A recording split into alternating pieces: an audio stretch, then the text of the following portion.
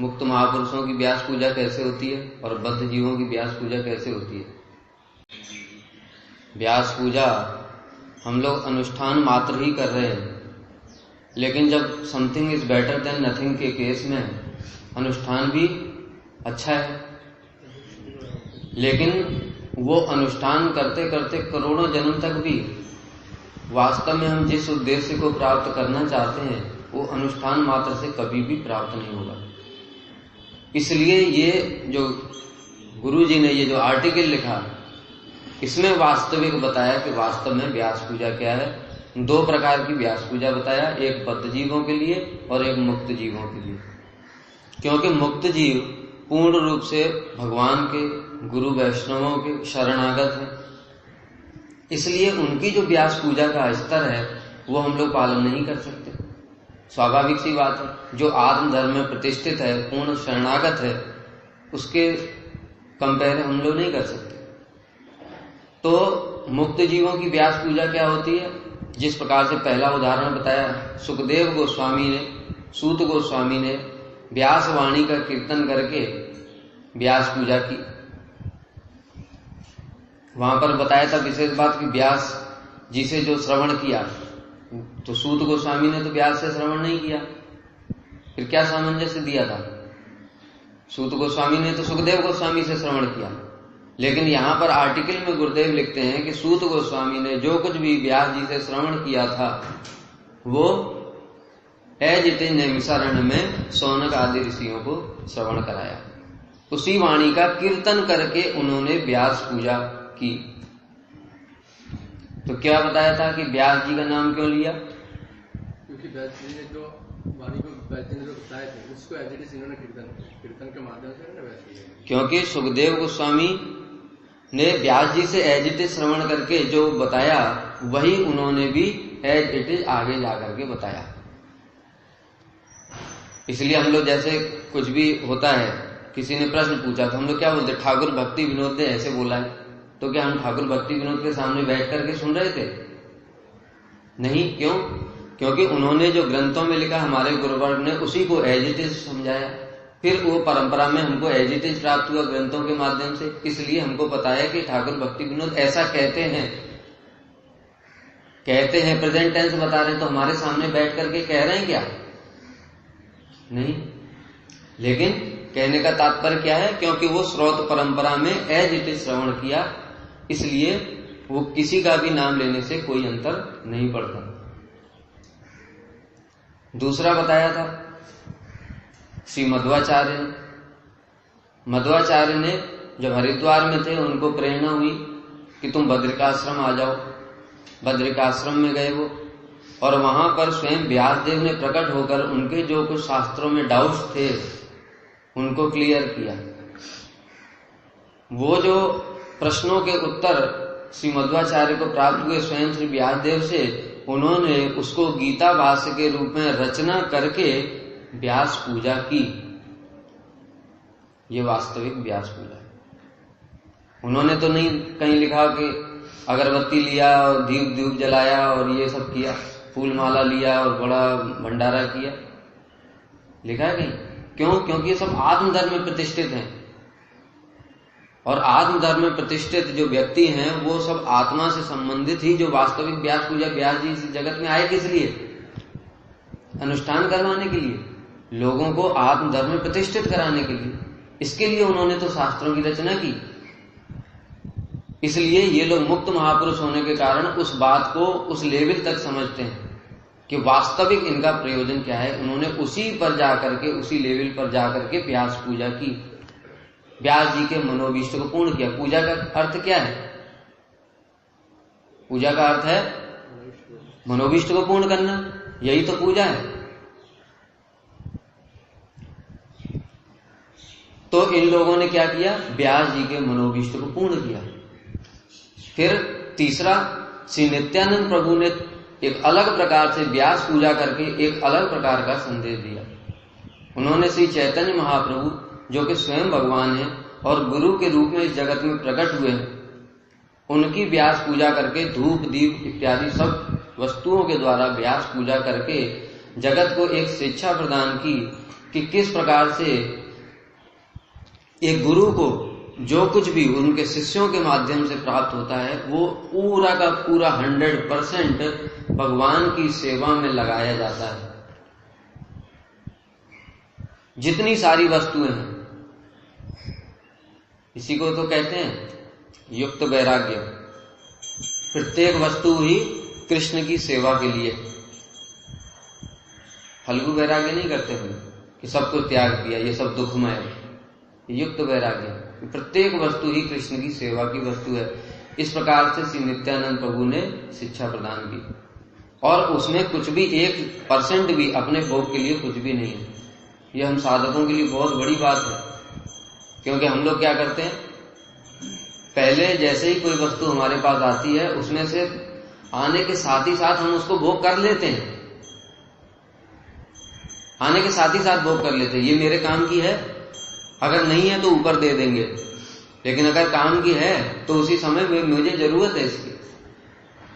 तो फिर क्या नित्यानंद प्रभु को वो सब जरूरतें नहीं थी? जहां पर हमारे परम गुरुदेव के जीवन चरित्र में देखा जाता है उन्होंने क्या शिक्षा प्रदान की। एक बार श्रील गुरुदेव और श्रील भक्ति कुशल नारसिंह महाराज उन दोनों को भिक्षा में कहीं प्रचार के लिए भेजा था। वहां से 225 रुपए लेकर के आए, या 250 रुपए। तो गुरुदेव ने प्रणाम किया और आकर के पूछा कितना भिक्षा हुआ, तो गुरुदेव ने उनको बता दिया 250 रुपया मिला। उसके बाद भक्ति कुशल नारसिंह महाराज जी आए और उन्होंने क्या किया, उसमें से 25 रुपए निकाल करके 225 रुपए परम गुरुदेव को दे दी। और परम गुरुदेव ने उनसे पूछा कि बाकी 25 रुपए कहाँ हैं, तो उनको ये बात अच्छी नहीं लगी। यद्यपि उनका इंटेंशन गलत नहीं है, वो 25 रुपए का चाट पकौड़ा नहीं खाना चाहते।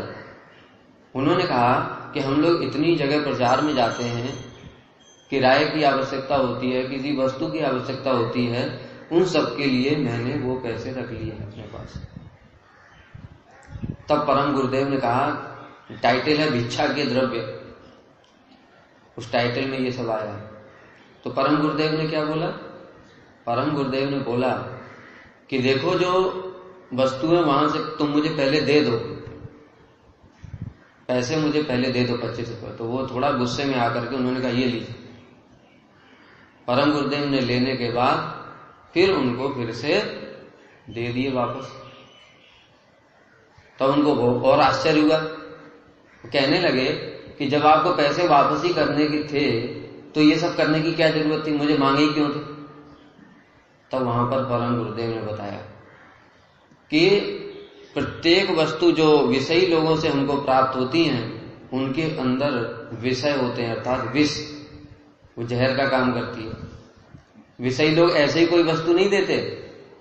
विषयी लोगों की बात छोड़ दो, देवता भी कोई ऐसे ही वस्तु नहीं देते। फ्री में कोई देवता कुछ दे रहा है क्या?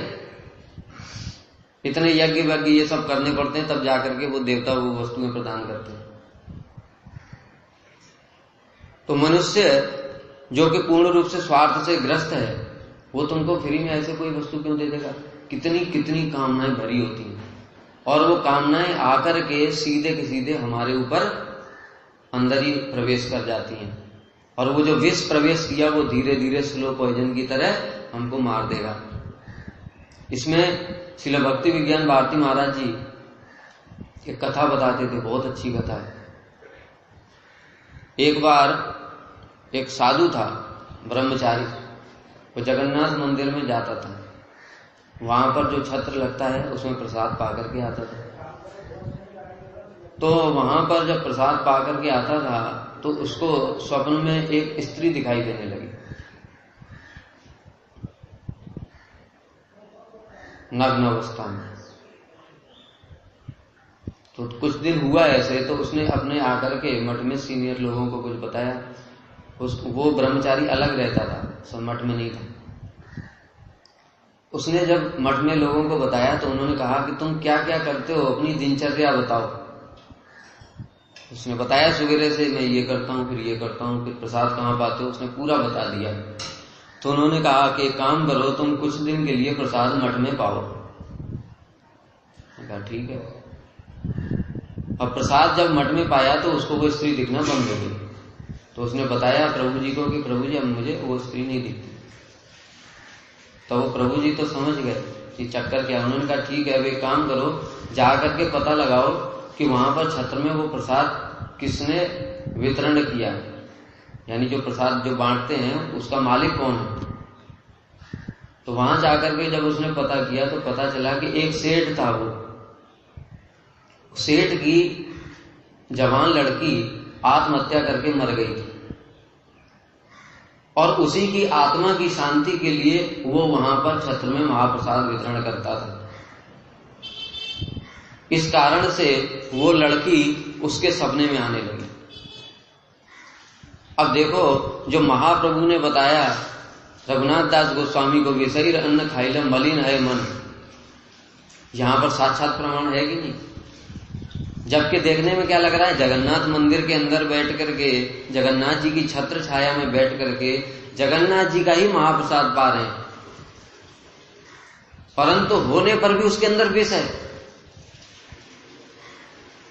इस बात को विचार करते हैं हम लोग? नहीं करते तो फल भी वैसा ही है। बताया भक्ति के अंग बहुत प्रबल है, परंतु हमारी प्रगति क्यों नहीं हो रही। ये सब लूप होल्स, इनके माध्यम से वो निकल जाता है। तो यहां पर परम गुरुदेव भी यही बता रहे हैं कि देखो, तेजियसाम न दोषाय वन्य सर्वजो यथा, कि जो तेजीसान लोग होते हैं उनके अंदर लेकिन दोष नहीं होता है, वो उस विष को भस्म कर देते हैं। क्यों? क्योंकि वो पूर्ण रूप से आत्मसमर्पण युक्त जीवात्मा है। और जैसे ही कोई व्यक्ति पूर्ण समर्पित हो जाता है भगवान के प्रति, अब उसके अंदर कोई भी दोष नहीं बचता। कोई दोष उसको, किसी भी प्रकार का लौकिक दोष स्पर्श भी नहीं कर सकता। जैसे कि भगवान कह रहे हैं, यथाग्नि सुसमृद्धार्ची करोत एधांस भस्मसात तथा मदवेश्या भक्तिरुद्धव एनांस कृष्ण। जिस प्रकार से तीव्र अग्नि लकड़ियों को जला करके भस्म कर देती है, उसी प्रकार से हे उद्धव मेरी भक्ति भी समस्त पापों को जला करके भस्म कर दी। पाप और पुण्य दोनों को जला के भस्म कर दिया। तो यहां पर परम गुरुदेव यही शिक्षा प्रदान कर रहे हैं कि प्रत्येक जीवात्मा पूर्ण समर्पित नहीं है। अभी तुम्हारे अंदर इतना तेज नहीं आया कि तुम उन वस्तुओं को डायरेक्ट ग्रहण करने में समर्थ हो सको। जब तक ऐसा समय नहीं आया तब तक हमको क्या करना पड़ेगा, जिनके अंदर वो सामर्थ्य है उनको वो वस्तु अर्पण करनी पड़ेगी, तब उसको ग्रहण करना पड़ेगा। उसके पहले अगर हम डायरेक्ट वो करेंगे तो उतनी मात्रा में हमारा भजन निश्चित रूप से जाएगा ही जाएगा, विष हमारे अंदर प्रवेश करेगा ही करेगा, इसमें कोई संदेह नहीं। लेकिन जब ऊपर वाले जो वैष्णव लोग हैं वो हमको कोई आज्ञा प्रदान करते हैं, उनकी आज्ञा पालन करके अगर करते हैं तो फिर दोष नहीं लगता है, क्योंकि उनके अंदर वो तेज होता है। ठीक है, इसलिए यहां पर बताया नित्यानंद प्रभु यहां पर क्या शिक्षा दे रहे हैं कि महाप्रभु के चरणों में, यानी भगवान के चरणों में जो भी वस्तु हमको प्राप्त होती है कहीं से भी, वो पूर्ण रूप से समर्पित करना ही व्यास पूजा है, भगवान की सेवा में लगा देना। अब जैसे कभी कभी मठ के इंचार्ज हमको बोलते हैं कि मान लो प्रभु जी हर समय नहीं रहते यहाँ पर, तो बोल करके जाते हैं कि तुम ये पैसा रख लो, या किसी से मिले तुम अपने पास, जैसे प्रणामी में मिलता है, अपने पास रख लो, जरूरत पड़ती है। ब्रह्मचारियों को कभी दवा भी देनी है, कभी इमरजेंसी में कई सारी चीजें होती हैं, उस समय दोष नहीं है। लेकिन जैसे ही अपने भोग के लिए उसको समझ लिया लेने के साथ ही साथ, तब दोष होता है। पहले उनको देना चाहिए, फिर वो जो कहते हैं वो करना चाहिए। हमसे भी कहते हैं कई बार, कहते हैं जो प्रणामी का पैसा मिलता है उसको अपने पास रखा करो, तब तो दोष नहीं है। जो ब्रह्मचारी हैं उनसे तुम पैसा ले लिया करो, अब तो हमको दोष नहीं है। लेकिन अपने मन से ही अगर हम रख लेंगे तो जरूर दोष होगा, इसमें तो कोई संदेह ही नहीं है। तो ये नित्यानंद प्रभु ने शिक्षा प्रदान की श्रीवास आंगन में व्यास पूजा करके कि प्रत्येक वस्तु ही भगवान की सेवा की वस्तु है, इसको भोग नहीं करना। तीसरी व्यास पूजा बताया, फिर ये तीसरी हो गई। और चौथी व्यास पूजा श्रील प्रभुपाद ने सब प्रकार से की। जैसा कि अभी हमने बताया कि जो आत्मधर्म में प्रतिष्ठित जीव हैं उनकी व्यास पूजा उसी प्रकार की ही होती है। महाप्रभु इस जगत में क्यों आए? पृथ्वी ते आचे जत नगर आदि ग्राम सर्वत्र प्रचार है वे मोर नाम। जितने भी पृथ्वी पर नगर ग्राम इत्यादि हैं सर्वत्र मेरा प्रचार होगा, मेरे नाम का प्रचार होगा। महाप्रभु ने ये बोला। उसी बात को सत्य सिद्ध करने के लिए श्रील प्रभुपाद ने सब प्रकार से महाप्रभु के मनोभीष्ट को पूर्ण करके व्यास पूजा की। किस प्रकार से? प्रचार के लिए क्या क्या आवश्यक है? घर घर जाकर के कथा सुनाना, लोगों को बताना कि शारीरिक धर्म क्या है, आत्म धर्म क्या है। इस प्रकार से उन्होंने स्वयं घर घर पर गए प्रचार में, जगह जगह पर, और अपने जितने भी अनुगत जन हैं उन सबको भी देश विदेश पृथ्वी के जितने भी स्थान हैं उन सब में भेजा और उनको भेज करके सर्वत्र व्यास पूजा की। फिर और अब महाप्रभु की वाणी को दूसरे स्वरूप में बृहद मृदंग, बृहद मृदंग किसे कहते हैं? मैगजीन्स, पुस्तकें। तो जो शुद्ध वाणी है महाप्रभु की शुद्ध विचारधारा को पत्रिकाओं के माध्यम से, ग्रंथों के माध्यम से घर घर में पहुंचाया। दैनिक नदिया प्रकाश, डेली न्यूज़पेपर प्रकाशित किया। इस प्रकार से उन्होंने व्यास पूजा करी। और क्या किया? संप्रदाय की रक्षा, बहुत बड़ी व्यास पूजा। ये भी हमारे गुरुदेव ने भी ये करके दिखाया, हमारे परम गुरुदेव ने भी करके दिखाया और श्रील प्रभुपाद ने भी करके दिखाया। क्या? संप्रदाय की रक्षा। यानी संप्रदाय में काल क्रम से जो विसंगतियां प्रवेश कर गई, अब संप्रदाय घुस गए, कुसिद्धांत घुस गए, उन सारे कुसिद्धांतों को फिर से अलग करके, नष्ट भ्रष्ट करके और वास्तविक फिर से उसको शुद्ध विचारधारा को एज इट इज लोगों तक पहुंचाया। ये व्यास पूजा। और किस प्रकार से व्यास पूजा की? श्री नित्यानंद प्रभु ने श्रील जीव गोस्वामी पाद जी को धाम परिक्रमा कराई थी। श्रील जीव गोस्वामी पाद ने नरोत्तम श्रीनिवास श्यामानंद प्रभु को धाम परिक्रमा कराई थी। उसी परिक्रमा को फिर से प्रारंभ करके श्रील प्रभुपाद ने व्यास पूजा की। तो इस प्रकार से और भी बहुत सारे जितने भी प्रकार हो सकते हैं, उच्च नाम से, उच्च वाणी से हरिनाम संकीर्तन, इसको प्रचार करके उन्होंने व्यास पूजा करा। इस प्रकार से उन्होंने अनेकों प्रकार की व्यास पूजा करी। लेकिन हम क्या है? हम तो आत्मधर्म में प्रतिष्ठित नहीं है। हम तो तीनों गुणों से युक्त हैं, रजोगुण, सतोगुण, तमोगुण।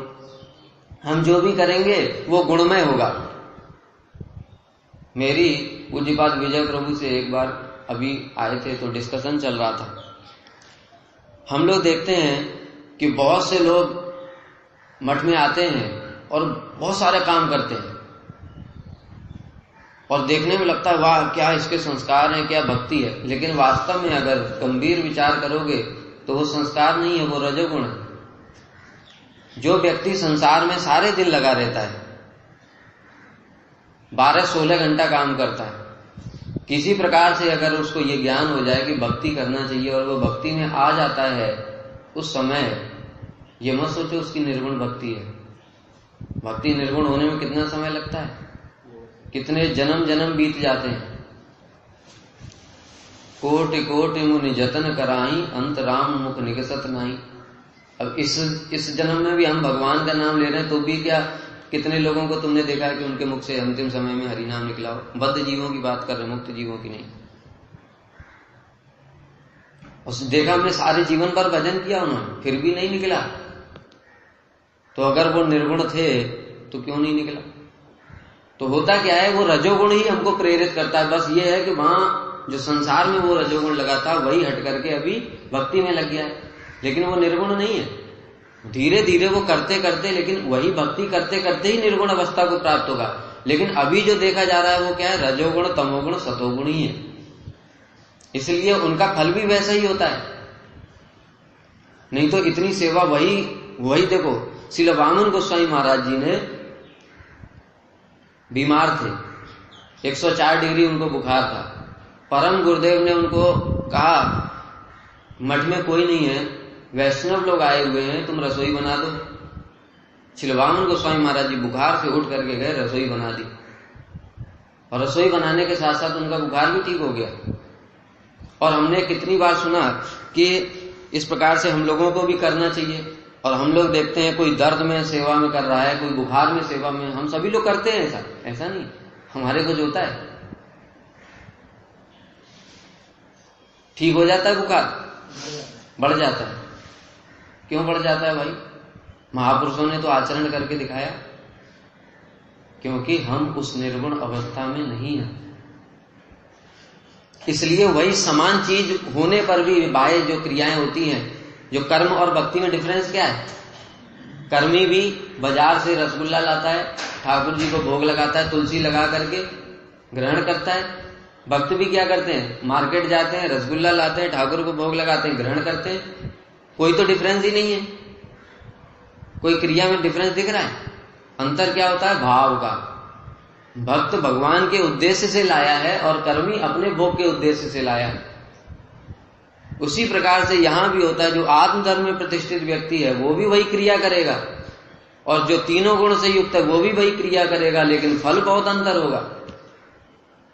इसलिए हम सबको ये समझना चाहिए, अभी हम जो भी कर रहे हैं वो तीनों गुणों से प्रेरित होकर ही करते हैं, लेकिन कुछ निर्गुण अंश भी है, इसको भी समझना पड़ेगा। भक्ति करने के साथ साथ श्री विश्वनाथ चक्रवर्ती ठाकुर माधुर्य कादम्बरी में बताते हैं कि जो भक्ति जैसे ही गुरु पदाश्रय करता है उसके शरीर के 2 अंश हो जाते हैं, एक जड़ अंश और एक चेतन अंश। जैसे जैसे भक्ति करते हैं वो चेतन अंश बढ़ता रहता है, जड़ अंश कम होता रहता है, लेकिन अभी दोनों ही अंश है हमारे अंदर। इसलिए कभी कभी हम निर्गुण वाला भी कुछ करते हैं भजन, और कभी अधिकतर जो समय में वो तीनों गुणों से युक्त होता है।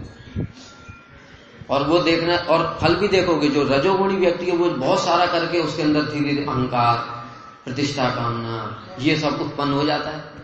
निर्गुण भक्ति से कभी ये फल है, इसका निर्गुण भक्ति का फल है। फिर क्यों हो रहा है? क्योंकि हम गुणों से प्रेरित होकर के वो कर्म कर रहे हैं। इसलिए साधक को बड़ा सावधान रहना पड़ेगा। तो जो बद्ध जीव है वो तीनों गुणों से युक्त है। अब तीनों गुणों से युक्त है तो फिर वो वाली व्यास पूजा नहीं कर पाएगा, क्योंकि आत्मधर्म में प्रतिष्ठित ही नहीं है, तो पूर्ण रूप से आत्मा के विषय में वो सोच ही नहीं सकता। फिर क्या करेगा? इसके लिए बद्ध जीव क्या करेगा? अश्रौत परंपरा का परित्याग करके, श्रौत परंपरा का अवलंबन करके अपने स्वयं को व्यास पूजा के लिए प्रस्तुत करना ही बद्ध जीव की व्यास पूजा है। ये जो दूसरा स्टेटमेंट था ये मेन था, इसी को भूल गए। अरे अश्रौत परंपरा को परित्याग कर दिया, मान लो हम तो कोई बाहर का शास्त्र सुनते नहीं है, अपने जो गुरु वैष्णव उनसे ही कथा सुनते हैं। अश्रौत परंपरा का त्याग करके श्रौत परंपरा को अनुसरण कर लिया हमने, तो फायदा क्या हुआ उससे? उससे क्या हो? व्यास पूजा हो गई। मेन बात क्या थी? अपने आप को प्रस्तुत करना व्यास पूजा के लिए, वो व्यास पूजा। अब अपने आप को प्रस्तुत करना के तात्पर्य क्या है? उसका तात्पर्य यही है कि जब तुम एज इट इज वाणी को श्रवण करोगे, उसको फिर धारण करोगे, उसके अनुसार यथा योग्य आचरण करोगे, और आचरण करने के पश्चात उसका कीर्तन भी तो करना है। नहीं तो पृथ्वी पे आचे जत नगर आदि ग्राम सर्वत्र प्रचार हिवे मोर नाम कौन करेगा? क्या मैगजीनें अपने आप उड़ उड़ करके घरों में जाएंगी? क्या ये जो रिकॉर्डिंग कर रखी है क्या लोगों के पास अपने आप उड़ उड़ करके जाएगी इंटरनेट के माध्यम से? किसी को करना पड़ेगा कि नहीं? वो माध्यम कौन है? वही माध्यम हमें बनना है। यही कह रहे हैं कि अपने आप को प्रस्तुत करना व्यास पूजा के लिए। तो अगर तुम लोग ये सब सीखोगे ही नहीं, कथा बोलने का प्रयास भी नहीं करोगे, तो फिर व्यास पूजा कहां पर होगा? वो अनुष्ठान मात्र ही रह जाएगा। और उस अनुष्ठान का फल तो है, लेकिन वो फल इतना स्लो है कि करोड़ों जन्म बाद ही कुछ हो पाएगा। लेकिन ये जो वास्तविक व्यास पूजा, जो कि चार जो उदाहरण दिए इसमें कहीं भी ऐसा दिखाया कि धूप मतलब ये सब बाहर की क्रियाएं करी। जो नित्यानंद प्रभु ने दिखाया वो दूसरा शिक्षा है, पूर्ण रूप से शरणागत व्यक्ति को कैसे सब कुछ सेवा में लगाना है, जो कुछ भी होगा। लेकिन मेन बात क्या है, सभी स्वयं आत्मधर्म में प्रतिष्ठित होना और बाकी लोगों को भी आत्मधर्म में प्रतिष्ठित करने के लिए प्रयास करना, ये वास्तविक प्रयास होगा। इसलिए अपने आप को प्रस्तुत करना है। जो कुछ भी सुनते हो उसको गंभीर होकर के श्रवण करो, चिंतन करो, धारण करो, आचार करो और उसके बाद प्रचार करो। अभी नहीं तो बाद में करेंगे। श्रील भक्ति वेदांत स्वामी महाराज जी को श्रील प्रभुपाद ने आदेश दिया था। क्या आदेश दिया था? तुम्हें विदेश में प्रचार करना है, तुम्हारी इंग्लिश बहुत अच्छी है। उन्होंने उस बात को हृदय में धारण कर लिया, अपने गुरु की बात को हृदय में धारण कर लिया और अपने आप को व्यास पूजा के लिए प्रस्तुत करने के लिए उन्होंने समय लिया। यद्यपि वो मुक्त महापुरुष हैं, लेकिन जगत को शिक्षा देने के लिए दिखा रहे हैं कि उस गुरु की वाणी को हृदय में धारण कर लिया। आज मैं पालन नहीं कर सकता, आज मैं उसके समर्थ नहीं हूं, योग्य नहीं हूं, तो क्या हो गया? उसको हृदय में धारण कर लिया और धारण करके क्या किया? उसके अनुसार कार्य करते रहे, यानी अपने आप को तैयार करते रहे। विदेश में प्रचार करना है तो क्या कुछ तो होना चाहिए, शास्त्र का अध्ययन किया, भागवत की कमेंट्री, गीता की कमेंट्री लिखी, इंग्लिश में उसको ट्रांसलेट किया कि मैं विदेश जाकर के लोगों को कैसे प्रचार करूंगा, ग्रंथों के माध्यम से, वाणी के माध्यम से। और हम सुनते हैं वैष्णवों से कि जब श्रील स्वामी महाराज जी राधा दामोदर मंदिर में रहते थे उस समय वो ऐसे कई ब्रह्मचारियों को इकट्ठा करते थे और उनको फिर इंग्लिश में कथा बोलते थे, उससे अभ्यास करते थे। अभ्यास करना अर्थात व्यास पूजा के लिए स्वयं को प्रस्तुत करना। और फिर विदेश में गए और उन्होंने ऐसी व्यास पूजा की कि आज सारा विश्व जानता है। 500 से ज्यादा इस्कॉन सेंटर हैं, सारे विश्व में महाप्रभु के नाम को, महाप्रभु की वाणी को लोग जानते हैं। कारण श्रील स्वामी महाराज जी ने जो व्यास पूजा का उदाहरण प्रस्तुत किया, उसके कारण तो जानते हैं।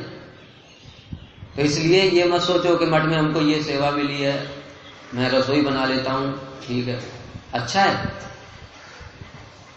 देखो इसमें एक और भी विचार होता है। मान लो बाकी लोग कथा कीर्तन आरती कर रहे हैं, उस समय हमारी योग्यता है रसोई बनाने की, तो उनको असिस्ट करना ही व्यास पूजा है, उनका सहयोग करना। नहीं तो अगर वो कथा कीर्तन हम नहीं करेंगे, हम सोचेंगे हम कथा करें, हम कथा सीखें, और हमसे श्रेष्ठ लोग हैं जो कि हमसे अधिक प्रचार इत्यादि कर सकते हैं, उनको हमारी वजह से फिर रसोई में काम करना पड़ेगा, कोई नहीं होगा तो और कौन करेगा। मठ का तो सेवा तो चलनी चाहिए। तो मत सोचो कि फिर हमको करना है तो फिर वो छोड़ ही दो। विचार है इसमें, भक्ति में हर जगह विचार है, लेकिन हमारी योग्यता है तो वो करने के साथ साथ हमको उन चीजों के लिए भी अपने आप को तैयार करके रखना है। यानी यही है प्रस्तुत करना। अपनी सेवा मिली है, वही जीवन भर में इसी सेवा में निष्ठा प्राप्त करके और भगवान को प्राप्त कर लूंगा, ये भी ठीक बात है, ये भी गलत नहीं है। भक्ति में कोई चीज गड़बड़ तो है ही नहीं। लेकिन यहां पर फिर दो विचार बताए। श्रील भक्ति विनोद ठाकुर अपने एक आर्टिकल में लिखते हैं कि भजनानंदी लोगों की अपेक्षा जो गोष्ठानंदी हैं उनके द्वारा जगत का अधिक कल्याण और मंगल होता है। ऐसा नहीं भजनानंदी लोगों का कल्याण नहीं होगा। जो हम लोग सुनते हैं प्रभुपाद जी के परिक्रम में रामदास प्रभु थे, कितने गुरुनिष्ठ सेवक थे। वो कौन सी कथा बोलते थे? कौन सी कथा बोलते? गार्डन का काम संभालते थे, लेकिन उसमें उनकी इतनी निष्ठा थी क्योंकि वो ठाकुर की वस्तु को समझ करके उसकी सेवा कर रहे हैं। देखो कितने विचार हैं। जो एक होता है, एक श्रील परम गुरुदेव दो वर्ड यूज करते थे, एक एंटोलॉजिकल एस्पेक्ट, एक मॉर्फोलॉजिकल एस्पेक्ट। एंटोलॉजिकल एस्पेक्ट बोलते हैं आंतरिक विचार और मॉर्फोलॉजिकल एस्पेक्ट बोलते हैं बाह्य विचार, रामदास प्रभु गार्डन संभालते थे, सब कुछ करते थे, और उनको प्रभुपाद कहते हैं ये पूर्ण रूप से शरणागत है। श्री भक्ति गौरव वैखानस महाराज को उनके पास कथा सुनने के लिए भेजा। जब श्री भक्ति गौरव वैखानस महाराज मठ में रहते थे, उन्होंने कहा प्रभुपाद आपसे मैं तो कथा तो मठ में रोज सुनता हूं, लेकिन मैं एक अकेले में थोड़ा सुनना चाहता हूं। तो उन्होंने कहा ठीक है, तुम रामदास प्रभु के पास जाओ। रामदास प्रभु के पास भेजा। वहां पर जाकर के रामदास प्रभु को बताया प्रभुपाद ने मुझे आपसे कथा सुनने के लिए भेजा है। रामदास प्रभु हंसने लगे, कहते हैं भाई मैं तो अनपढ़ हूं, निरक्षर हूं, मुझे तो कुछ भी नहीं आता, फिर आप कैसे कह सकते हैं कि मैं कथा आपको सुनाऊं? तो भक्ति गौरव वैखानस महाराज, उनको भी प्रभुपाद की वाणी में पूर्ण विश्वास था। उन्होंने कहा तो क्या प्रभुपाद गलत बोल रहे हैं? जब ये सुना रामदास प्रभु ने, शरणागत शिष्य हैं, उन्होंने कहा ना, प्रभुपाद गलत नहीं बोल सकते, उनको प्रभुपाद में पूर्ण विश्वास है। जैसे ही विश्वास है उसी क्षण उनके हृदय में सारे शास्त्र प्रकाशित हो गए। उन्होंने कहा चलो, एक पेड़ के नीचे बैठे और 4 घंटे तक हरि कथा करते रहे। सारे शास्त्र प्रकाशित हो गए साथ ही साथ, प्रभुपाद ने कर दिया। तो ये शरणागत भक्त के लक्षण है। उसी प्रकार से एक उड़ीसा में प्रभुपाद ने एक मंदिर बनाया था। उस मंदिर में भी एक बड़ा गार्डन था, और उस गार्डन में एक व्यक्ति सेवा करते थे। वो व्यक्ति बहुत सेवा करते थे उस गार्डन में, और यहां तक कि उनकी जो ख्याति है, इतना अच्छा फूल ये सब इतना अच्छा उन्होंने सजा रखा था कि सभी लोगों ने उनकी प्रशंसा करते थे। वो बात प्रभुपाद तक भी पहुंच गई। प्रभुपाद ने बोला कि इस व्यक्ति को तुरंत मायापुर भेज दो अगर इसका कल्याण चाहते हो तो, नहीं माया शीघ्र ही इसको पकड़ ले। बड़ा अजीब बात है, जैसे रामदास प्रभु कर रहे हैं वैसे ही वो भी कर रहे हैं, लेकिन प्रभुपाद अंतर्यामी है, वो जानते हैं। जो अभी हमने बताया था रजोगुण, तब प्रभुपाद ने उनको बताया ये व्यक्ति अभी पूर्ण शरणागत नहीं है, ये रजोगुण से प्रेरित होकर के कर्म कर रहा है। दूसरी ओर रामदास प्रभु वो पूर्ण शरणागत भक्त है, इसलिए वो निर्गुण है, उनकी सेवा निर्गुण है, उनकी गुरु में अत्यंत निष्ठा है। लेकिन बाहर रूप से देखने में तो एक ही बात लग रही है, लेकिन आंतरिक रूप से बहुत डिफरेंस है। ऐसे ही भजनानंदी और गोष्ठानंदी के विषय में बता रहे थे कि जो भजनानंदी लोग हैं वो भी एक स्थान पर रह करके भजन करते हैं, उसके द्वारा भी जगत का मंगल होता है। ऐसा नहीं उनके द्वारा मंगल नहीं होता, परंतु जो गोष्ठानंदी जो घर घर जा करके महाप्रभु की वाणी को जगह जगह में कीर्तन करते हैं, प्रचार करते हैं, उनके द्वारा जगत का अधिक मंगल होता है। शीला स्वामी महाराज वो तो नित्य परिकर हैं भगवान के, क्या वो राधा दामोदर में जिंदगी भर बैठ करके भजन नहीं कर सकते थे? उनको कोई प्रॉब्लम थी क्या? समुद्र के रास्ते विदेश गए, 2 हार्ट अटैक पड़ गए, झांसी गए, वहां कितना प्रचार करने के लिए, आगरा गए, कहां कहां गए, कोई सफलता नहीं मिली, चुपचाप बैठ जाते थे, छोड़ो झंझटबाजी कौन करेगा। तो उनको कोई प्रॉब्लम होती क्या कि उनको भगवान नहीं मिलते? मिलते कि नहीं मिलते? बिल्कुल मिलते, उनको तो मिले ही हुए हैं ऑलरेडी। लेकिन जगत को शिक्षा देने के लिए इतना जगत का जो मंगल होता है वो कैसे होता है? हमारे गुरुदेव वो तो सिद्ध महापुरुष हैं, राधा रानी के परिकर हैं, 89 ईयर्स तक। वैष्णवों से सुना है कभी? गुरुदेव की लेखनी कहीं भी कलम बंद नहीं होती थी। पूज्यपाद द्विज प्रभु माधव महाराज जी, पूज्यपाद महाराज जी गुरुदेव के साथ में रहते थे। पूछो उनसे, गुरुदेव की टेबल, उनके ग्रंथ, उनका जो कुछ भी ग्रंथ का काम करने की वस्तुएं हैं, हर जगह ट्रेवल में साथ रखते थे। और जहां भी उनको कथा किया, कीर्तन किया, उसके बाद आकर के बैठ गए। यहां तक कि वो ग्रंथों का काम करते करते गर्दन में दर्द होना शुरू हो गया, तो वो नेक बेल्ट लगा करके ग्रंथों का काम किया करते थे। कभी लेखनी उनकी बंद नहीं होती थी। इस प्रकार से उन्होंने व्यास पूजा कर। तो इसी प्रकार से हम लोगों को भी, भले ही हमारी आज योग्यता नहीं है, कोई बात नहीं, आज हमको जो सेवा मिल रही है उसमें निष्ठा पूर्वक सेवा करते हुए, लेकिन लक्ष्य क्या है हमारा? लक्ष्य होना चाहिए हम किस प्रकार से अपने आप को व्यास पूजा के लिए प्रस्तुत करें, ये लक्ष्य होना चाहिए। चाहे वो जैसे भी हो, चाहे वो जिंदगी भर फूल माला बनाकर हो, चाहे वो जिंदगी भर प्रचार करके हो, कथा कीर्तन करके हो, लेकिन जिसकी जैसी योग्यता है, अगर वो वैसा नहीं कर रहा है तो निश्चित रूप से फिर उसको अपनी आत्मा की प्रगति में बाधा स्वयं दे रहा है। इसको समझ लो अच्छे से। हम जब नए नए मठ में आए थे, हमसे महाराज जी लोग, तो हम थोड़ा जल्दी सीख गए, तो महाराज जी लोगों ने कहा कि तुम प्रचार करो, ये करो, वो करो। तो हमने उस समय यही बात विचार की थी कि अभी हमारी योग्यता नहीं है प्रचार करने की, शरीर भी स्वस्थ नहीं है। शरीर स्वस्थ नहीं है तो कहां जाएंगे? तो लेकिन मन में वो धारण कर लिया कि जब हमारा शरीर स्वस्थ हो जाएगा तब हमको गुरुवर्ग की वाणी को तो कीर्तन करना ही करना है। तब हम ये नहीं कहेंगे अरे हम क्या करेंगे, विषयी लोगों का अन्न खाना पड़ेगा, ये करना पड़ेगा, वो करना पड़ेगा। ऐसा करते हैं तो ठीक नहीं है। जब जिस समय अधिकार के अनुसार जो सेवा प्राप्त हुई है उसको उसके अनुसार ही करना ही वास्तव में हमारे अधिकार के अनुसार वो व्यास पूजा है। इसलिए सबको ये मन में रखना चाहिए, भले ही आज नहीं कर पा रहे, ये कोई चिंता की बात नहीं।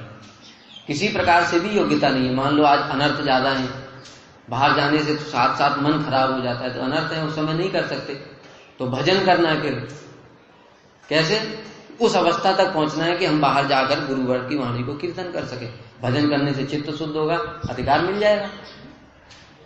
लेकिन ध्यान में, मन में, लक्ष्य में सदैव वो बनाकर ही रखना है कि हमको किस प्रकार से अपने गुरु की व्यास पूजा करनी है। ये है वास्तव में व्यास पूजा का तात्पर्य। आज परम गुरुदेव की जो महिमा है उसके विषय में हम लोग थोड़ा और बात करते हैं कि परम गुरुदेव ने अपने गुरु जी की व्यास पूजा किस प्रकार से की। जैसा अभी हमने बताया कि जो कालक्रम से जो शुद्ध परंपरा में जो मिलावटें हो जाती है, जैसे मायावाद का प्रवेश कर जाना, कर्मकांड का प्रवेश कर जाना, इन सबको भी शुद्ध किया प्रभुपाद ने किया। प्रभुपाद के बाद परम गुरुदेव ने किया। उसमें ही एक आता है स्मार्त और वैष्णव विचार में भेद। एक ये आज हम लोग श्रवण कर लेते हैं, उसके बाद और कल करेंगे। एक उनके शिष्य थे, आश्रित शिष्य, गृहस्थ थे। पश्चिम बंगाल के कूच बिहार जिले में माथा भांगा नामक महाकमा नित्य गौर दासाधिकारी नामक एक गृहस्थ वैष्णव थे। वो वैष्णव परम गुरुदेव के आश्रित थे और जो भी परम गुरुदेव ने अपनी कथा में बोला उसका वो पूर्ण रूप से पालन भी करते थे। उनके घर में एक किसी व्यक्ति की मृत्यु हो गई, तो मृत्यु होने के पश्चात क्या होता है, जो कर्मकांडी लोगों का विचार है कि कोई मर जाएगा तो 13 दिन तक अशुद्ध रहेगा, ठाकुर की सेवा नहीं करेंगे, कोई भी पूजा पाठ भी नहीं करेंगे। ये सब स्मार्त लोगों का विचार है, क्योंकि अपवित्र हो गए। लेकिन उन्होंने स्मार्त के विचार के अनुसार जो अशौच के नियम है उनका पालन नहीं किया। उन्होंने क्या किया, हरिनाम करते, चैतन्य चरितामृत करते। हमने भी ये बात देखी, हमारे घर में भी हमारे माताजी पिताजी लोग इत्यादि जब हम दीक्षित नहीं थे उससे पहले ये सब मानते थे। और दीक्षा हमारी हो गई, हमने उन लोगों की दीक्षा करा दी, उसके बाद भी वो हमसे पूछते कि घर में तो ये बेटा हुआ है, बेटी हुई है, तो सूतक लग गए हैं, तो हम क्या करें, हम पूजा नहीं करें। तो हमने उनको ये सब बात बताया। वैष्णवों के लिए कभी भी ये सब विचार नहीं है, ये स्मार्ट लोगों के विचार हैं। जो डेली करते हैं, जो नियम है वही करना है। तो वो लोग जब ऐसे करते थे तो वैष्णव होम उन्होंने अर्चन दीपिका, सत्क्रिया साध दीपिका और हरि भक्ति विलास के अनुसार परमार्थिक मंगल के लिए जो जिनकी मृत्यु हुई उनके लिए वैष्णव होम कराया, भगवान का प्रसाद उनको निवेदित किया। इसको देख करके उनके समाज के लोग उनके श्राद्ध का पूर्ण रूप से बहिष्कार करने लगे। ये लोग क्या करते हैं, रघुनंदन, बंगाल में कोई रघुनंदन है, उसके स्मार्त विचार के अनुसार श्राद्ध करवाने के लिए उनको फोर्स कर रहे थे। वो क्या है, और उनके साथ साथ उनके घर पर नाई धोबी आदि का जाना बंद करवा दिया। उनके साथ खाना पीना, उठना बैठना, पानी भरना भी मना करवा दिया। इस प्रकार से उनका सामाजिक रूप से बहिष्कार कर दिया, क्योंकि ये हमारे समाज के नियमों को पालन नहीं करता, अपने मन से काम कर रहा है। तब परम गुरुदेव के पास उन्होंने एक पत्र लिखा कि गुरुजी, मेरे साथ ये इस प्रकार की समस्याएं आ रही हैं, मैं क्या करूं। तब परम गुरुदेव ने उनको उत्तर लिख करके बताया कि तुम्हारा ग्राम्य समाज अत्यंत पतित है, और असौच किसे कहते हैं उन्हें यह ज्ञान नहीं है। साधु संघ के अभाव में उन्हें शास्त्रों के सदाचार का तनिक भी ज्ञान नहीं है। ये लोग केवल माध्य, मांस, मत्स्य, मुद्रा एवं मैथुन, इन 5 मकारों में सदा व्यस्त रहते हैं। 5 मकार हैं ये, जो संसार के लोग इन सब में ही लगे रहते हैं। क्या? मद्य शराब, मांस मछली मत्स्य, मुद्रा पैसा, और मैथुन स्त्री संग। ये 5 चीजों में ही समाज के लोग दिन रात लगे रहते हैं। क्या प्रकार? मध्य 5 क्या है? 5 मकार बोलते हैं इनको। मकार मतलब जो मां से शुरू होते हैं, जिनमें संसार के लोग डूबे हुए हैं। इसलिए ये सभी रजो तमोगुणी श्रेणी के निम्न लोग हैं। आजकल ऐसे लोगों की संख्या अधिक है, और सदाचार संपन्न, तत्वज्ञान संपन्न और साधु पुरुषों की संख्या अत्यंत कम है। देखो परम गुरुदेव कितनी बढ़िया बात बता रहे हैं। आजकल अधिकतर लोग कैसे हैं? भगवान का भजन पाखंडी लोग करते हैं, उनका ऐसा विचार है। मूर्ति पूजा ठीक नहीं है, ठाकुर क्या खाते हैं पीते हैं, ऐसे लोग अरबों खरबों की संख्या में। और जो वास्तव में शास्त्रों की बात को मानते हैं, वो लोग कितने कम हैं। अब यहां पर बता रहे हैं, एक ऐसा उदाहरण दिया, दृष्टांत दे करके तुम्हें समझाता हूं। एक गांव में एक स्त्री के एक संतान उत्पन्न हुई, और उस गांव में सभी लोग गांजा खोर थे, गांजा खाते थे। वहां पर जो संतान हुई वो बचपन से ही सदाचारी प्रवृत्ति की थी, वो गांजा नहीं खाती थी। वो जब बच्चा था उसको लोग गांजा देते थे, वो नहीं खाता था। थोड़ा बड़ा हुआ, सभी लोग उसको, गांव के सभी लोग गांजा खाते हैं, तो ट्रेडिशन है।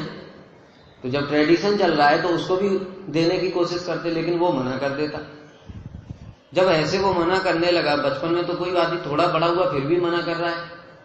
तब क्या लोगों ने सोचा कि लग रहा है इसको कोई रोग लग गया है, गांजा नहीं खाता है, सभी लोग खा रहे हैं, गांजा नहीं खा रहा है, ये इसका मतलब इसको रोग हो गया है। और उसके लिए विभिन्न विभिन्न प्रकार से तंत्र मंत्र के द्वारा, डॉक्टर के द्वारा उसको जबरदस्ती गांजा खिलाने के लिए प्रयास कर रहे हैं। यहां पर हमारे समाज की स्थिति भी बिल्कुल वैसी ही है। समाज के सारे लोग पाखंडी, धर्मध्वजी, नास्तिक हो गए। अब उनके बीच में से कोई व्यक्ति अगर भगवान का भजन करना चाहता है या करने का प्रयास करता है, तो वो उसको क्या समझते हैं कि पागल हो गया है, इसको कोई रोग लग गया है, इसकी मति भ्रष्ट हो गई है। अरे अच्छा खासा शादी करो, बच्चे पैदा करो, नौकरी करो, थोड़ा भजन करना करो साथ में, लेकिन ये क्या, छोड़ दो। जिन माता पिता ने जन्म दिया उनको छोड़ दो, खिलाएगा कौन, पिलाएगा। मतलब उसको पागल समझ करके, जैसे यहां उदाहरण दिया है वैसे ही उसको रोगी समझते हैं, मानसिक रोगी। होता है कि नहीं ऐसा? तो परम गुरुदेव लिखते हैं कि आजकल समाज में यही प्रचलन है। जितने भी अच्छे लोग हैं, सदाचार संपन्न लोग, उनकी संख्या कम है, और जो दुराचारी हैं उनकी संख्या अधिक है। तो वो दुराचारी जो काम कर रहे हैं वही उनका नियम है।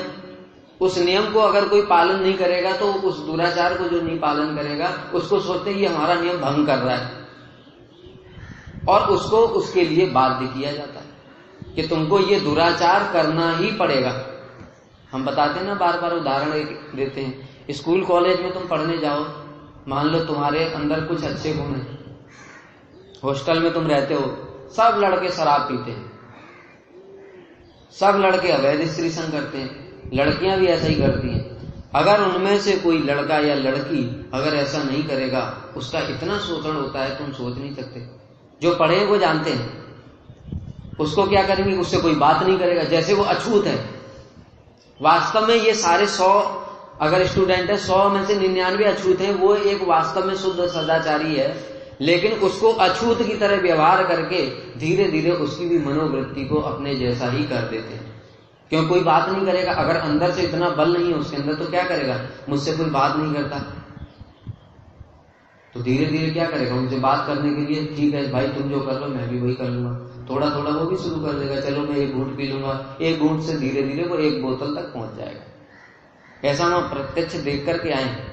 और जो पढ़ाई करते हैं, समाज में रहते हैं, वो सभी जानते हैं। नौकरी में भी ऐसा ही है, हर फ्राइडे को वीकेंड पे फ्राइडे जैसे ही आता है, हम लोगों का मैनेजर सीधे एक मेल डालेगा आज चलना है, और वहां पर जाते हैं, होटल में बैठ करके शराब पीते हैं, जिनको मांस खाना है वो मांस खाते हैं। पहले एक आध बार तो हमको भी ले गए, हमने देखा ये लोग मतलब पार्टी मीटिंग ऐसे ही सब बोलते हैं, तो हम तो नए थे, हमको पता नहीं था, तो देखा वहां तो सब शराब पी रहे हैं। हमने कहा ये कौन सी मीटिंग है यहाँ पर, अगली बार से हमने जाना बंद कर दिया। अब अगर हमारे अंदर इतना बल नहीं है तो क्या हम अकेले पड़ गए, हमसे न कोई बात करने वाला है, शराबी बात करते हैं, जुआरी बात करते हैं, स्त्री संग करने वाले आपस में बात करते हैं, वो हमसे कोई बात ही नहीं करेंगे, समाज से कनेक्शन ब्रेक हो गया। अब अगर तुम अकेले रहने की तुम्हारी स्थिति है, इतना सामर्थ्य है, तो तुम सरवाइव कर लोगे, लेकिन अगर वो नहीं है तो क्या करोगे। ऐसी स्थिति में तुम देखोगे, हमने खुद देखा बहुत से लोग बचपन में बहुत सीधे थे, बाद में जाकर के वो भी ऐसे ही हो गए।